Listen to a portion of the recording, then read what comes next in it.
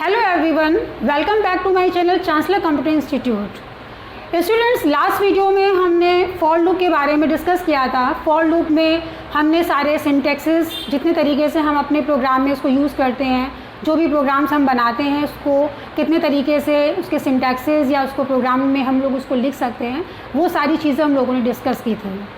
क्योंकि वो loop construct का ही एक पार्ट था, तो आज हम उसी के दूसरे पार्ट को डिस्कस करेंगे, जिसे बोलते हैं वाइल लूप। वाइल लूप भी एक लूप कंस्ट्रक्ट है जिसका काम भी एक प्रकार से रिपीटिशन ऑफ टास्क होता है, यानी अपने प्रोग्राम में किसी भी टास्क को रिपीट करने के लिए भी हम वाइल लूप का भी इस्तेमाल कर सकते हैं। तो शुरू करते हैं। While loop, it is also an entry control loop.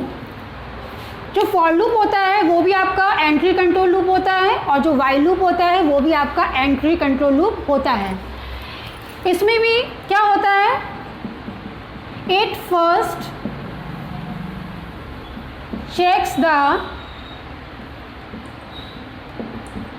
Condition. इसमें भी सबसे पहले कंडीशन चेक होती है, then statement will be executed. Statement will be executed if the condition is true. जब तक उसको कंडीशन सही मिलती है, सेटिस्फाइड होती है, तब तक वो लूप के अंदर जाएगा, स्टेटमेंट प्रिंट करेगा, और वहाँ पे भी वही सेम प्रोसीजर, इंक्रीमेंट डिक्रीमेंट यहाँ भी हमको करना होता है। तो चलो डिस्कस करते हैं इसके सारे syntaxes.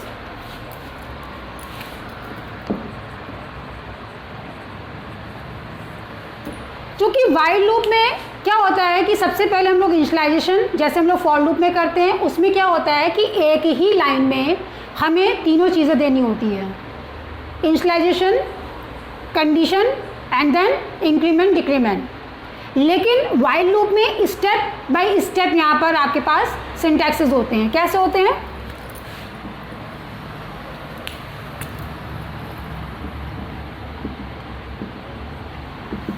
Initialisation, while, condition, then statement, increment, decrement, और ये आपका बंद हो गया। तो देखिएगा इसमें क्या हुआ, इनिशियलाइजेशन मैंने बाहर किया, चूँकि ये सिंटैक्स का ही पार्ट है। वाइल लूप में इनिशियलाइजेशन बाहर होता है। देन वाइल, आपके पास एक कीवर्ड है, यहाँ कंडीशन पास की मैंने, सेमीकोलन का यूज़ नहीं करना। जैसे फॉर लूप में हमने सेमीकोलन का यूज़ कहीं नहीं किया उसमें, लेकिन बीच में 2 सेमीकोलन ज़रूरी होते हैं, लेकिन लास्ट में सेमीकोलन नहीं होता, क्योंकि it is not a part of statement, it is a condition. तो इसी तरीके से इसके आगे भी, वाइल के आगे भी सेमीकोलन का यूज़ नहीं करेंगे। देन कर्ली ब्रैकेट लगाए, स्टेटमेंट दिया, इंक्रीमेंट डिक्रीमेंट दिया, यहाँ पर क्लोजिंग ब्रेसेस दिया। तो इस तरीके से हम लोग यहाँ पर इसका यूज़ कर सकते हैं। अब इसको अगर हम प्रैक्टिकली देखते हैं तो कैसे लिख सकते हैं, integer i is equals to 1, while i is less than equals to 10, printf %d and i का इंक्रीमेंट और ये 1। काम सब वैसे ही कर रहा है। तो यहाँ पर सबसे पहले i का इंक्रीमेंट करेगा, देन कंडीशन चेक होगी, देन आपका स्टेटमेंट प्रिंट होगा, और देन इंक्रीमेंट डिक्रीमेंट करेगा, और करने के बाद फिर से ये 5वें स्टेप में फिर से कंडीशन के अंदर चला जाएगा, और फिर यही आपका स्टेप 2 3 4 5 2 3 4 5 2 3 4 5 तब तक चलता रहेगा जब तक वो उसके टारगेट पर नहीं पहुंच जाता। मतलब जब तक उसकी वैल्यू 10 नहीं हो जाएगी तब तक आपका ये कंडीशन मैच करती रहेगी, स्टेटमेंट प्रिंट होगा, फिर इंक्रीमेंट डिक्रीमेंट हो। तो ये प्रोसीजर आपका कब तक चलता रहेगा, जब तक ये अपने टारगेट पर नहीं पहुंच जाता। तो सबसे पहले initialisation, then condition, then printing, statement print होता है, then increment decrement, then condition. इस तरीके से आपका प्रोसीजर ये आपका चलता रहता है। अब अब इसी प्रोग्राम को हम, जैसे हमने अभी लास्ट टाइम पे फॉर लूप में देखा था सिंटैक्सिस के आधार पर, अब यहाँ पर हम प्रैक्टिकली देखेंगे इसको कि हम कैसे कैसे इसको अलग अलग तरीके से लिख सकते हैं।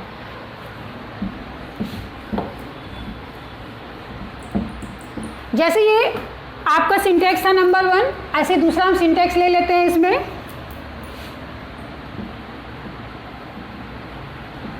इनिशियलाइजेशन व्हाइल कंडीशन,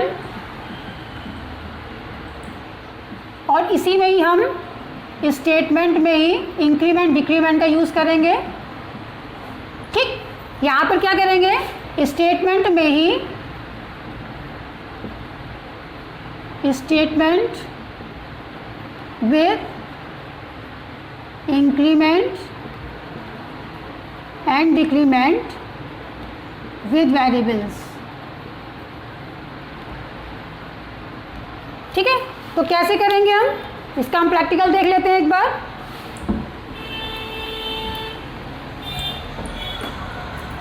जैसे मैंने यहाँ पर लिखा i is equals to 1, while i is less than equals to 10, और यहाँ पर स्टेटमेंट के साथ में अगर देते हैं तो प्रिंटफ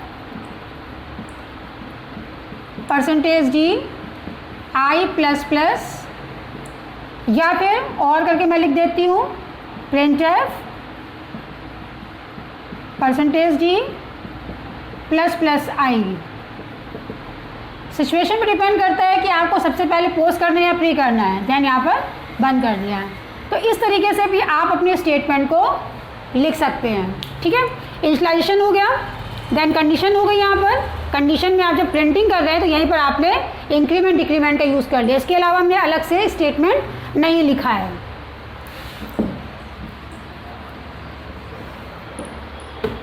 अब इसी चीज़ को हम अगर देखते हैं कि ये जो हमने स्टेटमेंट के साथ में लिया है, हम कंडीशन के साथ में कैसे लेंगे। इनिशियलाइजेशन व्हाइल कंडीशन स्टेटमेंट, अब यहाँ पर कंडीशन के साथ में ले लेंगे, यानी कि कंडीशन विद इंक्रीमेंट डिक्रीमेंट। ठीक, तो कैसे लेंगे यहाँ पर, i is equals to 1, while i plus plus less than equals to 10, या फिर while plus plus i is less than equals to 10, कैसे भी यूज़ कर सकते हैं आप। और फिर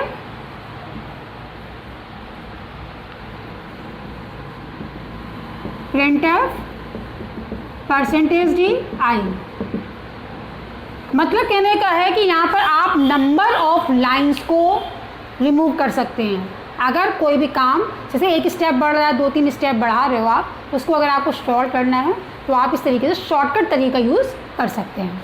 तो इसमें क्या हो रहा है, i is equal to 1, i plus plus less than equal to 10, वही सेम कॉन्सेप्ट है। पहले ये कंडीशन को चेक करेगा, then first check the condition, then increment.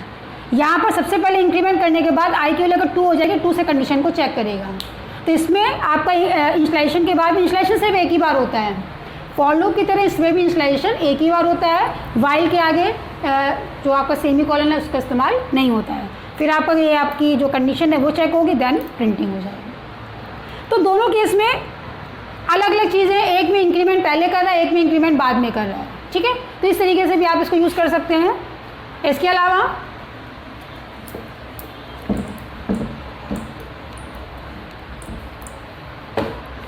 अलावा एक और, जैसे मैंने भी बताया, infinite loop. Infinite loop normally आप वाइल में 1 लिख दीजिए। कोई भी आप यहाँ पे स्टेटमेंट आप सपोज प्रिंट करा रहे हैं,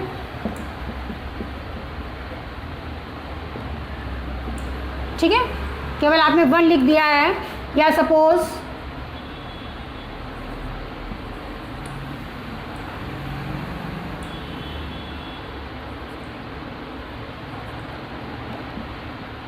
आपने आई की वैल्यू यहाँ 1 के रखी हो, यहाँ पर आपने आई दे दिया है और आई का आपने कहीं पर भी इंक्रीमेंट डिक्रीमेंट नहीं किया है।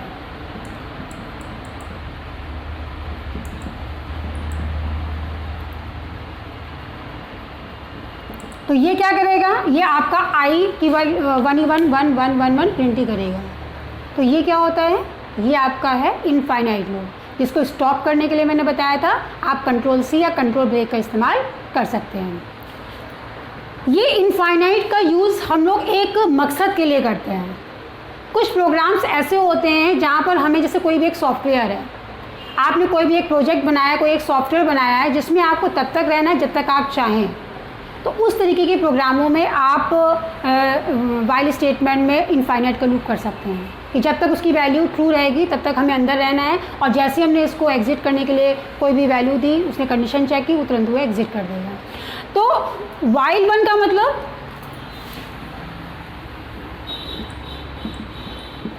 वाइल 1 आपका ऑलवेज ट्रू, ऑलवेज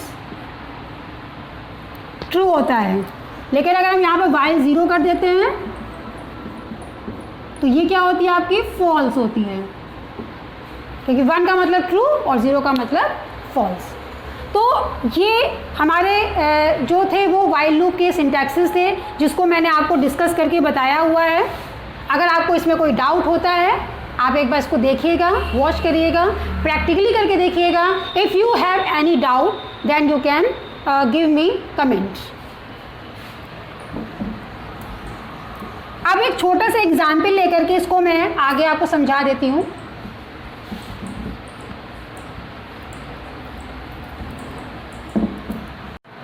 तो प्रोग्राम में देखते हैं हम लोग, write a program to input a number and print the table of that number. एक नंबर हम इनपुट कराएंगे जिसके हमें टेबल जनरेट करनी है। तो चूँकि ये लूप हम फॉर भी इस्तेमाल कर सकते हैं और वाइल भी इस्तेमाल कर सकते हैं। तो शुरू करते हैं इस प्रोग्राम को, जिसमें हम लोगों को क्या करना है, एक नंबर इनपुट कराना है और उस नंबर की टेबल को जनरेट कराना है। तो हम लोग यहाँ पर जो हेडर फाइल्स इंक्लूड करते हैं वो तो हम करेंगे ही, stdio.h hash include conio.h void main, और यहाँ पर हमने ले लिया कर्ली ब्रैकेट। अब क्या करना है, प्रोग्राम के अकॉर्डिंग हमको एक नंबर चाहिए जिसका हमें टेबल जनरेट करना है, और हमें इसके लिए क्या करना है, एक लूप चलाने के लिए वेरिएबल चाहिए। तो हम आई ले लेते हैं, एक्स वाई जो भी लेना चाहे वो ले सकते हैं। तो मैं यहाँ पर 2 वेरिएबल्स लेती हूँ, एक ले लेती हूँ नंबर और मैं एक ले लेती हूँ यहाँ पर आई, जो हम लूप चलाएंगे, और हम पहले से ही आई की वैल्यू को यहाँ पर 1 दे देते हैं। आई की वैल्यू को 1 यहाँ पर इसलिए दे रहे हैं ताकि हम लोग जब वाइल लूप का इस्तेमाल करें, क्योंकि इनिशियलाइजेशन पार्ट हमेशा बाहर रहता है, और चूँकि लूपिंग में जब हम टेबल जनरेट करेंगे, टेबल कहाँ से शुरू हो, जैसे 5 हमने नंबर इनपुट किया है तो 5 1 ज़ा 5, 5 2 ज़ा 10, 5 3 ज़ा 15, इस तरीके से 1 2 3 4 आते हैं। तो इनिशियलाइजेशन मैंने यहाँ पर दे दिया है। अब क्या करना है, CLR function printer enter a number scanner %d %NO। मतलब हमने यहाँ पर एक मैसेज दे दिया है, एंटर ए नंबर, स्कैनर दे दिया है, और स्कैनर में मैंने क्या किया है, आपका जो %, नंबर है, नंबर में जिसमें हम नंबर इनपुट कराएंगे वो हमने दे दिया, स्टेटमेंट पास कर दिया है। अब इसके आगे करना क्या है, अब इसके आगे हम लोग वाइल लूप लगाएंगे। तो मैं यहाँ पर लगूंगी वाइल, क्या लगाना है, i is less than equals to 10, क्योंकि जो नंबर है जब हम उसकी टेबल जनरेट करेंगे तो अप टू 10 तक इंटू करेगा। तो i की वैल्यू चूँकि हमने 1 ले रखी है, कर्ली ब्रैकेट लगाएंगे और डायरेक्टली हम उसको प्रिंटर के अंदर दे सकते हैं, %d, यहाँ स्लैशन भी लगा सकते हैं ताकि जो हमारा टेबल हो वो न्यू लाइन से आए, और यहाँ पर दे देंगे i into number I into number का मतलब जो नंबर होगा वो आई से इंटू करेगा, उसको प्रिंट करेगा। उसके बाद आई का इंक्रीमेंट भी करना है। आई का इंक्रीमेंट नहीं करेंगे तो ये कहाँ चला जाएगा, इनफाइनाइट में चला जाएगा, हमेशा 1 से इंटू करता जाएगा। तो पहले आई की वैल्यू 1 है तो आई का इंटू नंबर से करेगा, फिर आई का इंक्रीमेंट करेगा, देन यहाँ पर क्लोज, लास्ट में लगा देंगे गैप सी एच और ये आपका क्लोजिंग ब्रेसेस। तो ये प्रोग्राम आपका कैसे रन होगा, सबसे पहले क्या करेगा, ये आपका हेडर फाइल इंक्लूड हो गई, मेल हो गया, एक नंबर ले लिया, आई की वैल्यू 1 कर दिए, एक नंबर इनपुट किया तो नंबर में आपका जो भी आप नंबर देंगे वो आएगा। फॉर एग्जाम्पल कि नंबर की वैल्यू मैंने ली है 5। अब क्या करेगा, ये आई की वैल्यू चूंकि हमारी 1 है तो सबसे पहले क्या कंडीशन चेक होगी कि आई का मतलब है 1 is less than equal to 10, 1 is less than equal to 10। Condition क्या हो जाएगी, कंडीशन आपकी ट्रू हो जाएगी, ये वाली जो कंडीशन है वो आपकी ट्रू हो जाएगी। जब ट्रू हो जाएगी यानी कि 1 is less than equal to 10, condition true है, सीधे ये अंदर जाएगा, अंदर जाने के बाद 1 इंटू 5 कर देगा, तो 1 इंटू 5 कितना हो जाएगा, 5 हो जाएगा, क्योंकि आई की वैल्यू 1 है और एमओ की वैल्यू क्या है 5 है, 5 1 सा 5, आई का इंक्रीमेंट कर देगा, आई की वैल्यू क्या हो जाएगी 2 हो जाएगी, आई की वैल्यू 2। अब कंडीशन क्या चेक हो जाएगी, 2 is less than equal to 10, condition अभी ट्रू है, सीधे फिर से अंदर जाएगा। अब क्या है, आई की वैल्यू कितनी हो चुकी है 2, तो 2 इंटू 5 कितना हो गया 10, तो ये क्या कर देगा 10। फिर आई का इंक्रीमेंट करेगा, अब आई की वैल्यू क्या हो जाएगी, आई की वैल्यू हो जाएगी 3, तो कंडीशन क्या हो जाएगी 3 is less than equal to 10, condition true होगी, फिर अंदर जाएगा, अब क्या हो जाएगा यहाँ पर 3 इंटू 5 कितना हो जाएगा 15। समझ में आ रहा है आपको, ये सारी चीजें क्या है, ये इंटू कर रहा है। फिर उसके बाद फिर आई का इंक्रीमेंट हो जाएगा, आई की वैल्यू हो गई 4, यहाँ से फिर कंडीशन चेक होगी 4 is less than equal to 10, condition true, फिर अंदर जाएगा। अब यहाँ पर 4 हो गया है, 4 इंटू 5 20, ठीक है। उसके बाद फिर आई का इंक्रीमेंट, आई की वैल्यू हो गई 5, फिर ऊपर जाएगा, 5 is less than equal to 10, condition true, फिर अंदर जाएगा, फिर क्या हो जाएगी 5 इंटू 5 25। ये आपका आउटपुट है, ये आपका आउटपुट है जो आपकी आउटपुट स्क्रीन में बाद में आएगी जब आप अपने प्रोग्राम को कंपाइल और रन कराएंगे।